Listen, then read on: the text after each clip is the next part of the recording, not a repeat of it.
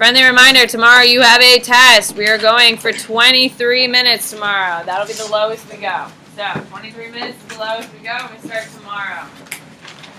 So on your whiteboard, please tell me what is the name of my two Soviet leaders in order, please. My two Soviet leaders in order. Who are they, Sarah? Lenin and Stalin. On your whiteboard, please tell me what is it called when Lenin is going to take over all land and businesses? What is that called? Good, Yannick. War communism. On your whiteboard, please tell me what is it called when Lenin takes over some collectivization but has some capitalistic tendencies? What is that called? Let's go. I got 2, 3, 4. What is it, Alejandro? Perfect. On your whiteboard, please tell me what finally industrializes Russia.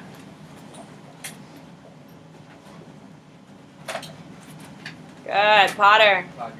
On your whiteboard, who did the 5-year plan? Good. Who is it, Cheyenne? Stalin. On your whiteboard, please tell me what is the name of, please tell me what is it called when Stalin removes all of his enemies from Russia by either killing them or sending them to the gulag. Ladies, thank you for doing that. Good. What is it? Annie. Great purge. On your whiteboard, please tell me what is the country that benefited the most from post-World War I. What country benefited the most post-World War I? Emma.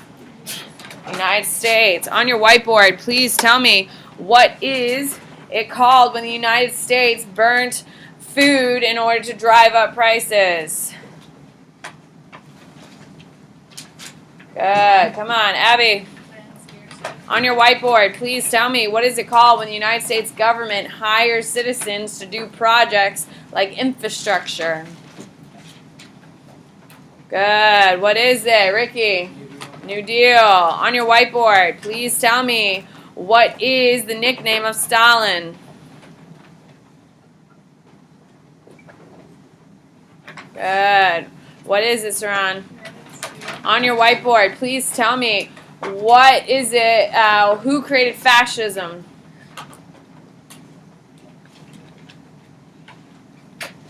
Who is it? Ricky.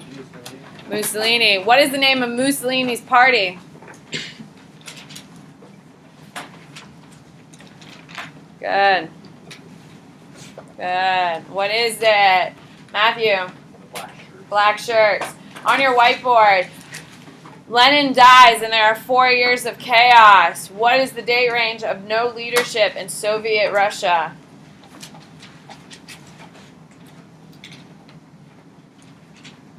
Good. What is it? What do you got, Madison? 1924 to 1928. On your whiteboard, please tell me what year does Mussolini take over Italy? This is when fascism becomes official. What is it, Sarah? 1926. On your whiteboard, please tell me what year does Hitler go to jail? Good. Abby. What is the name of Hitler's book he writes while in jail? You need to know his book. What is it, Wyatt? Mein Kampf. On your whiteboard, please tell me, what does Nazis mean? Give me the full thing out. You need to know that.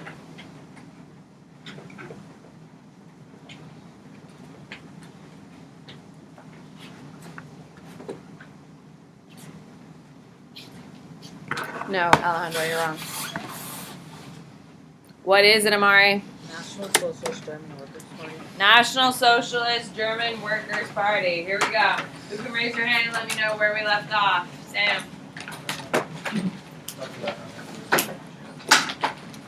Okay, perfect. So he becomes chancellor. So Hitler rises, he gets rejected from art school, gets drunk the night he finds out, stumbles into a bar, and that's when the Nazi party is doing a rally. Then within a year, he becomes the chairman of the Nazi Party. Does chairman mean he's the leader of Germany? No. 1923, he tries to overthrow Germany. It's an epic failure. He goes to jail for about 7 years, I think. And when he comes out, he becomes even more popular and has a bestseller. Okay, so he becomes incredibly popular, and the people love him. And so Paul von Hindenburg is going to make him Chancellor of Germany. Why would Paul von Hindenburg make Hitler Chancellor of Germany, Savannah? To restrict his power. Yeah, to restrict his power. If he has a government job, he'll be too busy overthrowing because he's already got a position in it. Just like Mussolini was given a job as prime minister by Emmanuel III. Did that work out well for Emmanuel III? No, this is also not going to work out well for Paul von Hindenburg. Now, while he is chancellor, and you need to know this, while he is chancellor, he makes the Nazi Party the only legal party in Germany. Okay? He destroys trade unions, which is a huge deal.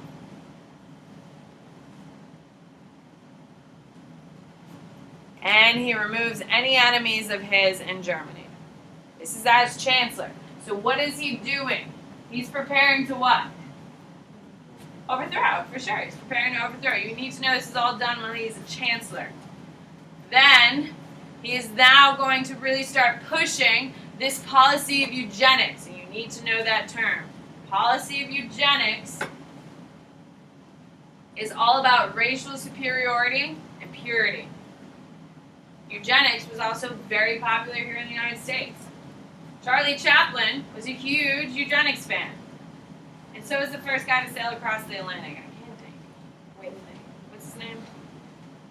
Oh, crap. I can't think of the guy's name. Anyway, Charles Lindbergh was a huge eugenics fan. He was the most famous man in the world. He's a huge fan of this, by the way. So, eugenics is purifying the German race. Now, what they're going to do, you don't need to write this, but just listen. They're trying to purify it. They're immediately going to make 30,000 people sterilized. What does that mean, Tristan? Yeah, they can't reproduce. They're going to enforce that upon people, undesirable. It's illegal for abortions to occur to healthy Germans, and euthanasia is going to kill 200,000 people with physical or mental handicaps. Okay, so this is your first rush into it. This is the foundation, and I would put a little star and say eugenics is the foundation for the justification of the Holocaust. Huh? What's that? There you go.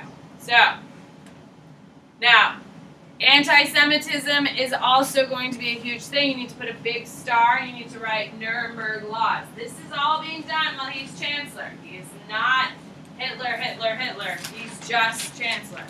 So, in 1935, he creates the Nuremberg laws, which discriminates Jews by race. Okay? All you really need to know about it is that it's going to take away the rights of Jews throughout Germany slowly. Now, ladies and gentlemen, it's important for you to hear this, because when things like this occur, it's not done all at once. Okay? Any of you read the Diary of Anne Frank? If you haven't read it, be a human being and read the damn book, people. It's one of those things you have to read. Okay? In the beginning of the book, she gets her diary for like a 13th or 12th birthday. Okay? And she's talking about going to the mall with friends, going to the movies. She had a party with all of her friends from school. And then a couple weeks later, she writes that she's no longer able to go to the mall anymore. She can't go to the movies anymore. She's no longer able to go to school with her friends. She's now going to all Jewish school. Then she's not able to go out after dark. Then all of a sudden she's not allowed to go shopping and pretty much anywhere else. Then all of a sudden there's ghettos opening up. It's a small progression. That's why there are still Jews in Germany. If they started just grabbing people off the street and throwing them into streetcars and sending them to Auschwitz, don't you think everyone would have left? That's the problem, is that humans across the board, when small incremental changes occur, we don't notice it. Okay? It's just like if you put a frog, I'm not telling you to do this, just take my word for it. If you take a frog and you put it into room temperature water, and you turn the pot, put it on the stove, and put it on medium-low, The frog will never jump out of the water. Why? Because it's slow, incremental temperature increases, just like humans. Is the frog going to jump out? Now, if you throw a frog in hot water, what's it going to do? It's going to jump out immediately, but it's that small incremental changes that occur. Now, keep in mind, the laws are really going to start in 1935. The official start of the Holocaust, which is the official start, is Kristallnacht, which means the night of broken glass. And you put a big star next to that, this is a huge deal. Kristallnacht is the official first night of the Holocaust. They estimate about 3,000 Jews were just straight up killed. That night, they estimate about 10,000 were sent to concentration camps and died within the year. This is when it's all right war against the Jews inside of Germany. What do you got? Yes. Okay, so you need to know Kristallnacht is the official start of the Holocaust, and it's all based on the Nuremberg laws. It was so approved by the German that they used radios to announce the beginning of Kristallnacht. And its businesses are being smashed, Jewish lives are being lost, the whole thing. What? So you said he's so transforming. Yes, he's about to turn into Hitler now. So, just going on. They're smashing businesses, killing people, beating people up in the streets, capturing people, arresting people, just straight up murdering people. It's complete chaos. All right, here we go. These are your teams. You got the Allies. The Allies. The full team is going to be the United States. We joined in 1941. Okay, U.S., France, England, and the USSR. Okay, they are going to join post Operation Barbarossa.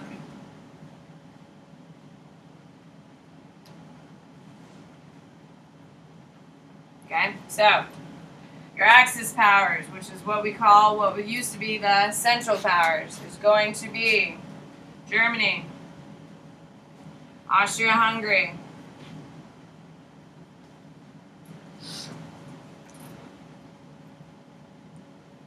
Italy, and those are the big three. Oh, just those three. Okay, so if it says underneath it, that's when we join. 1941, USSR is going to join after Operation Barbarossa, which you're going to know what it is here in a few minutes. Okay, so we are calling them Axis powers. Oh, and of course, I forgot Japan. Oh my God, how did I forget Japan? And Japan. Sorry.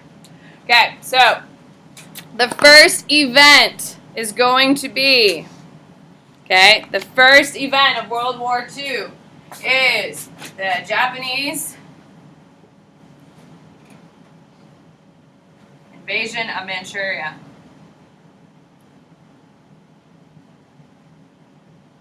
Okay, that is the first event of it. Why is it the first event? It avoids what? What in Matthew? It avoids the Treaty of Versailles first, and this is going to be 1937. So this is your first official, 1931, I'm sorry. 1931 to 32. Now, is anyone going to do anything about this? No. Why? Because everyone else is in Europe, and they're like, well, who cares about Manchuria? It's in China. Ah, screw it, who cares? So, in this invasion of China, Manchuria, you need to know the raping of Nanjing. What's going to happen is that they are going to capture 400,000 Chinese and use them as bayonet practice, which means they tie them to a pole and sit there and stab them and practice. That doesn't even include the 7,000 women that they captured between the ages of 5, so they're not women, they're babies, up to the age of 30. Okay, they capture these women and they are going to rape them repeatedly for about 7 years until they just straight up murder them or these women commit suicide. The raping of Nanjing is a total stain on China, especially on Japan's reputation. Japan just paid all of the descendants of these women. They just got found guilty of the crimes of war. They owe every family of one of these women about $4 million. Now, do you think Japan's paying that? No. However, they've been found guilty of doing it. So we're going to see if they're going to join. Should we have that? You need to know that raping of Nanjing is Japanese abuse against China, and it's disgusting. Okay. So you do need to know the Chinese are fighting back, though. Can we just make that clear? But what is Japan that China is not? They're industrialized. Here we go. So the Italians. So the second. So Japan invades Manchuria. Why? You got to pay attention. I'm not working this hard for my own fun. Japan invades Manchuria. The whole world's watching that they ignore the Treaty of Versailles. Okay? Nothing happens to them. So do you think that emboldens people? Yes. So the second major event is that Mussolini. And Mussolini's from where? Mussolini invades Ethiopia. Oh my God. Why would they invade Ethiopia? Why would they pick that random spot, Saran? Because they tried to invade it earlier, but then they beat them. There you go. They beat them during the age of imperialism. That's been a chip on their shoulder. So they sent 2,000 people to Ethiopia to just murder. And they killed 275,000 people in a span of a week. Why would they do this? To revenge. Straight up revenge. Okay? So, we have 2 voiding of the Treaty of Versailles already. So, Mussolini gets to go into Ethiopia. No one says anything. Mussolini. Don't do that. So, Hitler's like, well, shit. He just killed 275,000 people in Africa. I mean, no one cares what's happening in China. But look at these people. Hitler's like, hell yeah. So let me do this. So what is going to happen is the next thing that Hitler does. So Hitler is going to expand his military. Does that challenge the Treaty of Versailles? Yes. Yes, it does. He expands military. Guess what happens to it?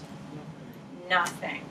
Okay? Expands military and joins with Austria-Hungary.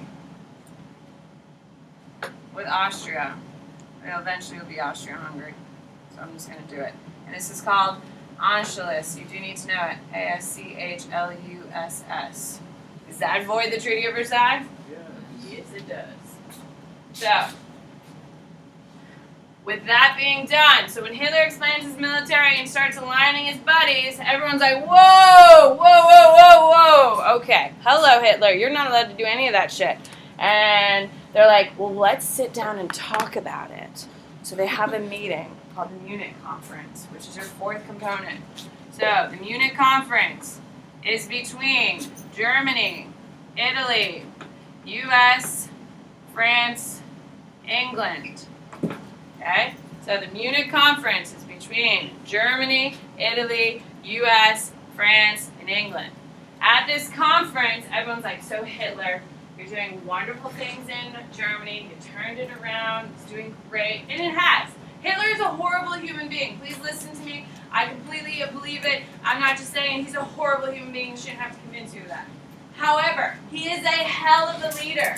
He is a hell of a leader. He is a hell of a leader. Shitty human being.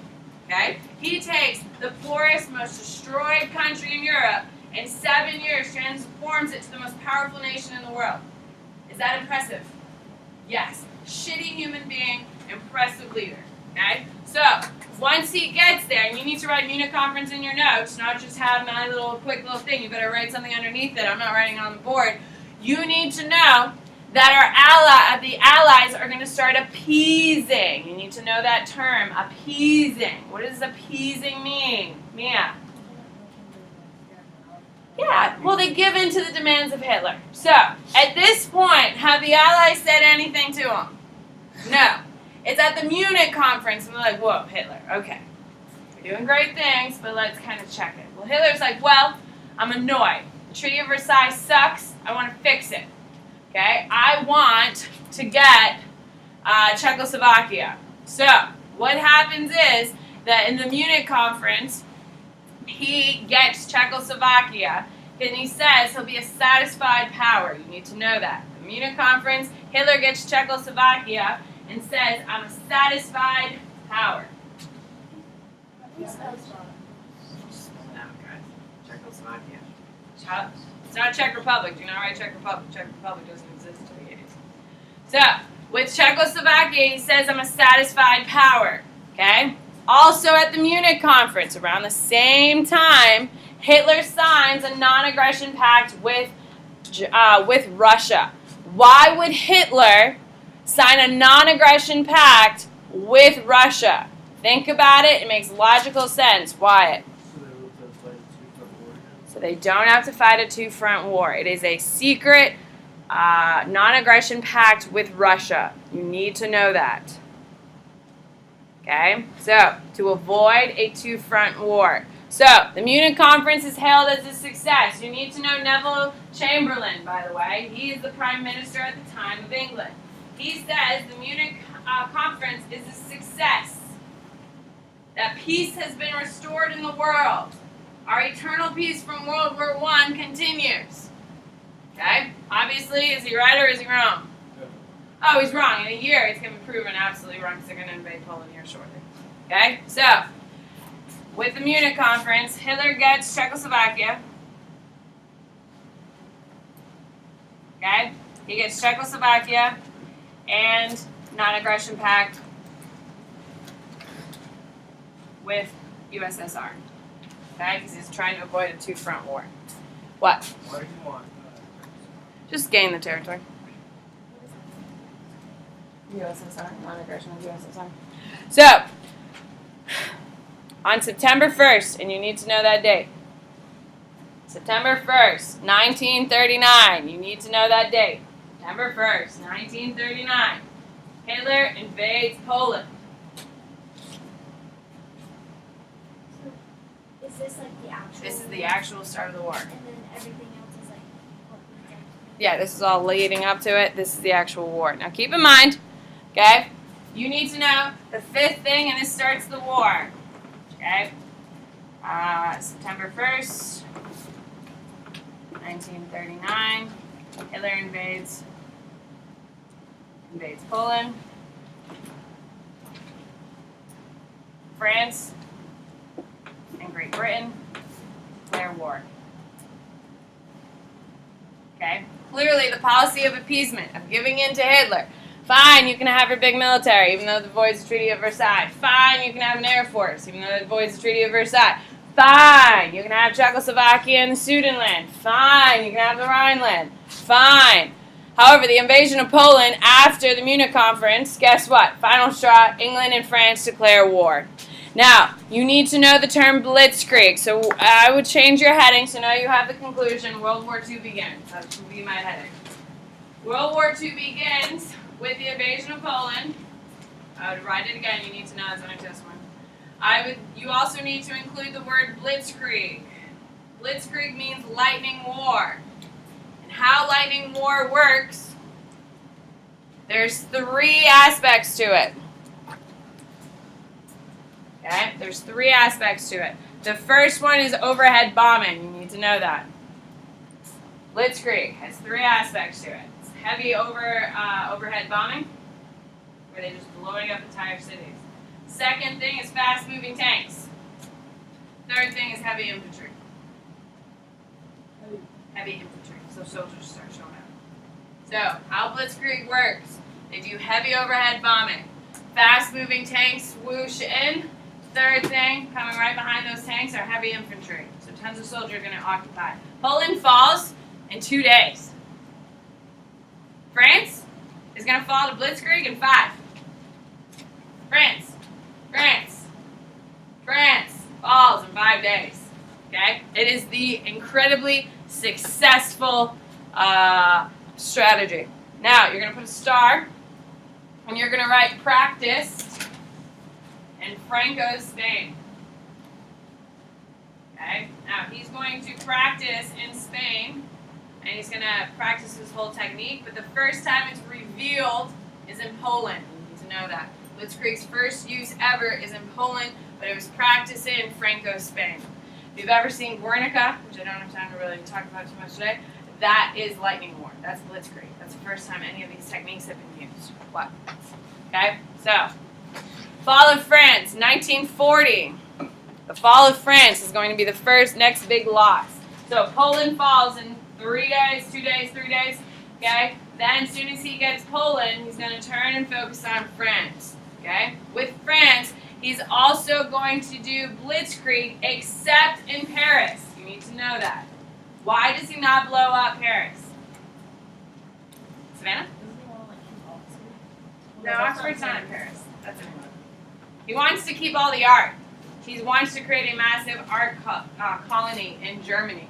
So he doesn't want to blow up Paris because Paris is the art capital of the world. So he is going to invade Germany. He's going to take over Denmark, Norway, Belgium, and France. You don't need to know that he's going to take France in 1940. He is going to leave only one person fighting. After the fall of France, there's only one country fighting, and who is that? England. And U.S. is not in the war. This is 1940. We don't join until 41.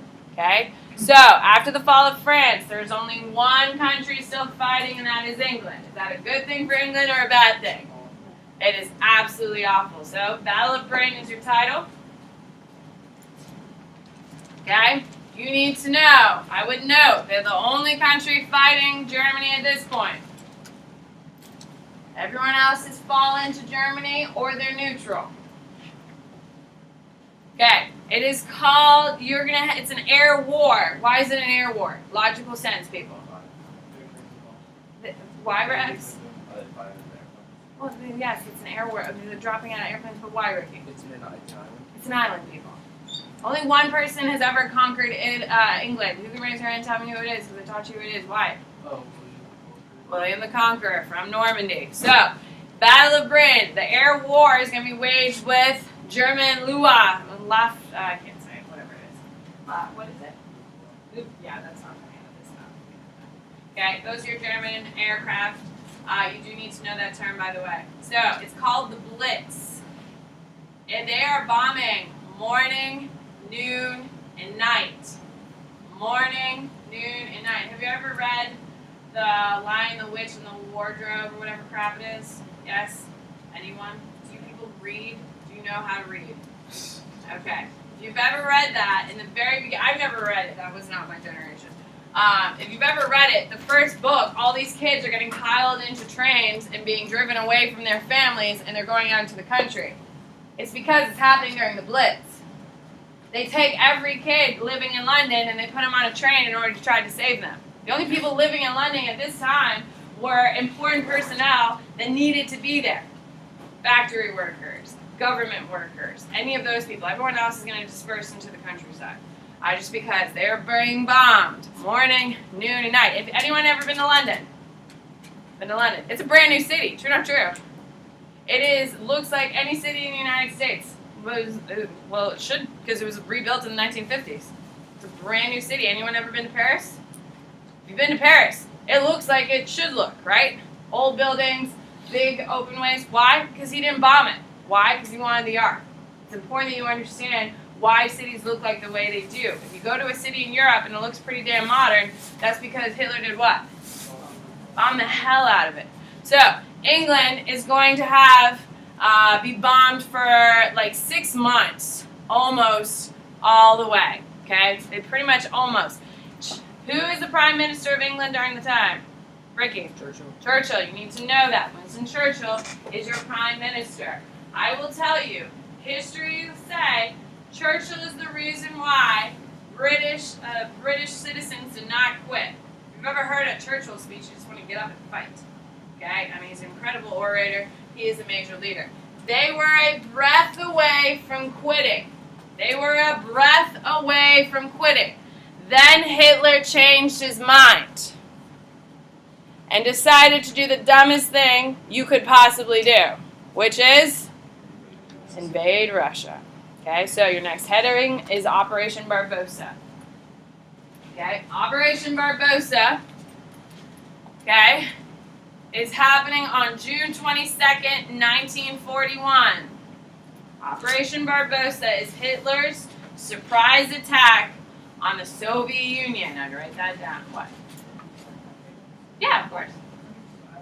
Oh, for sure. Hitler's kind of a shitty person. I don't know if you've heard that, but Hitler's not known for his moral fiber, if you will. So, Operation Barbarossa occurs on June 22nd, 1941.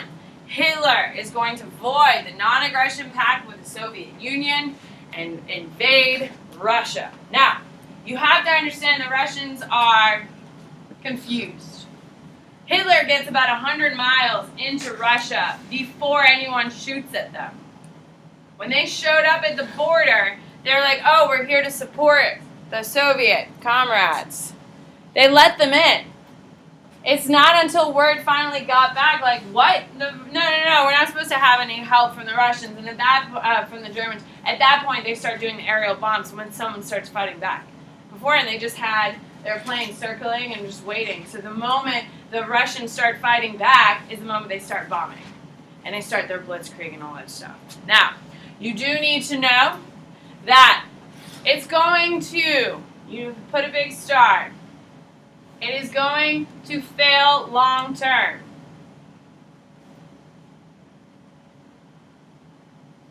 And loses Hitler's war. Like, because of the invasion of Russia, Hitler is not still in power to this day. If it wasn't for his invasion of Russia, he would have beaten the British. He would have created his own little empire in Europe. And the United States would be the only country to check him. Now, do I think Hitler could have invaded the United States? No. That's a big ocean. Right? And we have a big power. But he would have definitely. If it wasn't for the invasion of Russia, Hitler would still be in power. Not today. He'd be dead. We agree. We fought World War I, for God's sake. Okay? But, so, you need to know, there's two reasons why Hitler loses in Russia. One, supply lines are really long. Which is also echoes back to the last person we talked about. Who was the last person who tried to invade Russia, Matthew? Napoleon. Hitler wanted to prove that he was better than Napoleon, so he wanted to do the one thing Napoleon couldn't. How'd that go for him?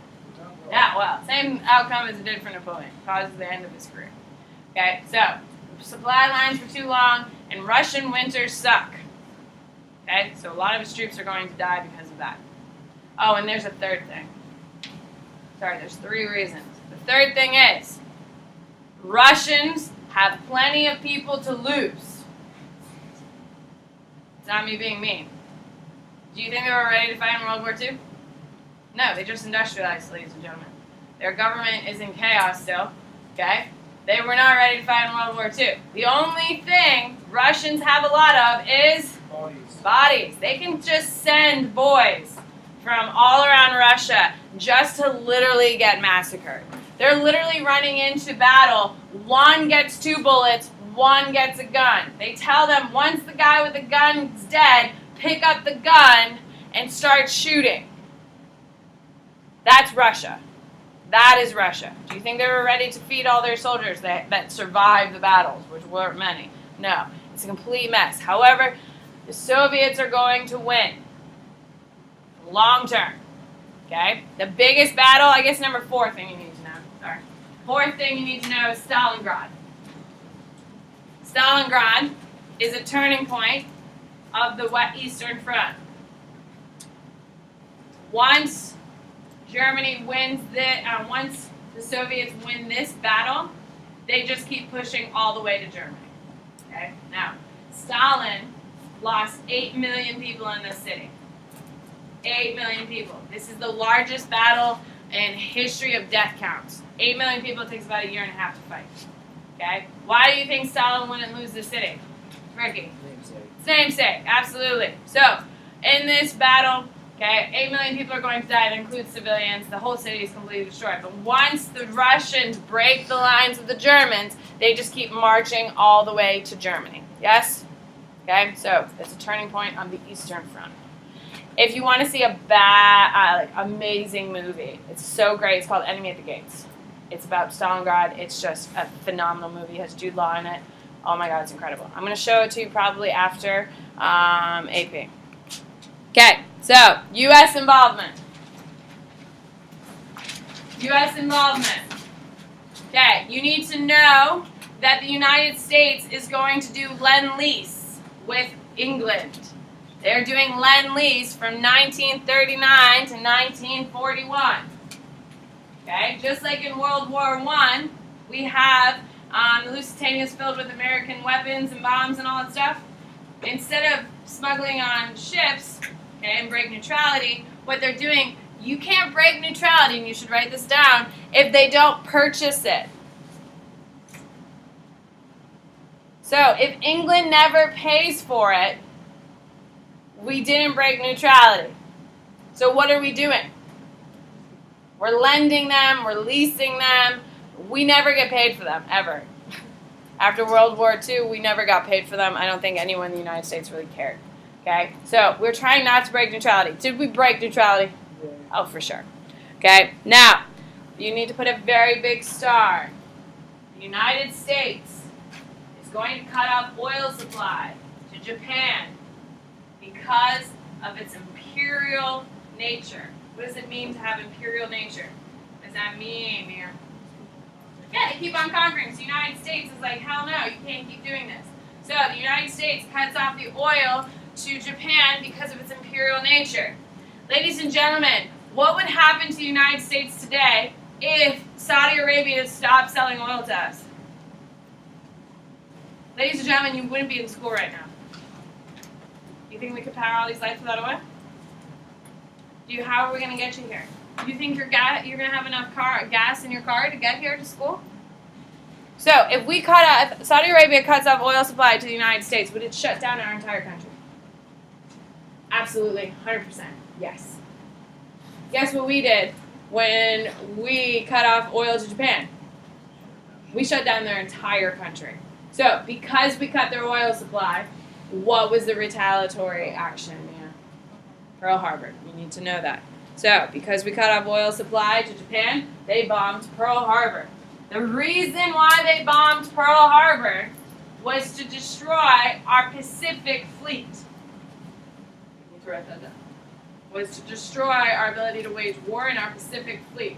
Now, Pearl Harbor is in Hawaii. It had all of our aircraft carriers. So the United States at this point only had 3 aircraft carriers to its name. 2 of them were supposed to be stationed in Pearl Harbor. Thankfully, whether it is a conspiracy theory that some people like the United States knew. They knew. That's why the aircraft carriers were not there. They ended up pulling out the day before, and the aircraft carriers were not there, which is a huge victory for us. However, it is going to lead to a complete demolishing of our Pacific, except for the fact the Japanese did not bomb one corner of the island, which had a salvage base on it for rebuilding ships. They didn't blow that one part up. Because of that, we were able to refab a lot of those ships and implement them and use them in the war within about a year of it occurring. Now, of course, we're going to lose, I think, like 3,000 soldiers. So you do need to know December 7th is Pearl Harbor, 1941. Okay. We are going to lose. We're going to lose about 5,000 Navy men on the island. Okay. So now moving forward. So the Pacific War Front is what I would write. Pacific War Front. You need to know that Japan is going to win every victory until we get to, until they're going to be essentially winning every single victory until we get to Midway. Okay, so they are going to win all the way to Midway. Okay, now you need to know the United States will eventually break their code. Their code is magic. That is their coding system. So the United States is going to break the Japanese code and be able to hear all of their messages and figure everything out. We do the same thing in Europe. Does anyone know what it's called over there? Enigma, which is what it's going to be called over there. We'll get there. So the Battle of Midway is the breaking point. This is the first time that we can actually understand that we broke their code. We know what they're doing. The Battle of Midway is the turning point for the war in the Pacific. Okay? Now, we also do a new strategy called island hopping. Okay? Island hopping, which means we're not trying to take over all territory. We're only trying to take strategic territory. You need to know that. Okay? So, Then there are two major battles you need to be aware of, Iwo Jima and Okinawa. Both of these are the hard-fought ones. Ladies and gentlemen, when you think of a Marine today, don't you think badass? Hello? They earned it on those beaches. That is why we think of Marines as badass, complete, absolute perfection of America. Yes? It's because of them. The men on Iwo Jima and Okinawa are going to see things, do things that no one's ever seen. Okinawa, 4,000 people, and you're going to write this down, are going to refuse to surrender. Okinawa. They're going to refuse to surrender, which means every foot on that island was blood spilled. It's a huge deal. If you're interested in the War in the Pacific, my grandfather fought in the War in the Pacific. He came back and was a horrible human being because of all the horrors he saw over there. He was in a prison camp in Japan, which is the worst place in the world to be. Being in Germany in a prison camp is pretty shitty. Being in Japan in a prison camp, that is the worst atrocities you can ever have. Anyway, with that being said, if you're interested, Band of Brothers on HBO, absolutely phenomenal. You will not sleep for a week. Just so haunting. You should check it out if you're interested in it. However, the Japanese are eventually going to surrender because we dropped atomic bombs on them. What? So they surrender. No, we win Iwo Jima, we win Okinawa, but that's where most of our Marines died. So then they just surrender. We're just jumping over a ton of stuff and we're just getting to the end. So, the Japanese are going to surrender because of two bombs. Atomic bombs are going to drop on them. The atomic bomb, the first one's going to be on Hiroshima. The second one is on Nagasaki in 1945. Truman, you're going to need to know this. Truman makes the decision. FDR dies about 2 weeks before the end of the war in Europe. He dies about a year before the bombs drop. Truman makes the decision to drop it to save American lives. They estimated that to take the island of Japan by foot, it would cost 1 million American lives. So they thought dropping bombs on them would save more American lives, which is why Truman did it. He said it haunted him for the rest of his life. Because of his decision to do this, he became a true humanist and wanted to preserve life, which is why he signed the Civil Rights Bill in 1964, despite everyone hating it. Well, not everyone, obviously, but all of his whole party. Emperor is going to surrender because of it. Okay, now you're going to write end of the war in Europe. Okay, so end of the war in Europe. You need to know that the Axis powers are going to start dying out because the U.S. joined. Why is the U.S. going to win both World War I and World War II? Why, Sam? We're not getting bombed. No. Rex. But become layers or fresh. Okay, so we're fresh, but what else do we bring with us, Matthew? Industrials. Oh my God, we bring stuff on top of stuff on top of stuff. Remember, Germany's been fighting in this war for 6 years already. They've depleted their resources, their factories have been bombed. The United States shows up, we start just kicking ass and giving all of our friends stuff. So, you need to know, D-Day is the next big thing you do need to know on June 6, 1944. This is the beginning of the end of Germany in Europe. Okay, once we land on D-Day on June 6, 1944, we're going to turn the tides. It's essentially, they have one more battle, big battle, Battle of the Bulge, and then Germany collapse. Turns the tides in Europe. After D-Day, after we land on D-Day, we just push through. It's not how I would like to teach World War II, but I'm not making a second. Not making a second. So the other stuff.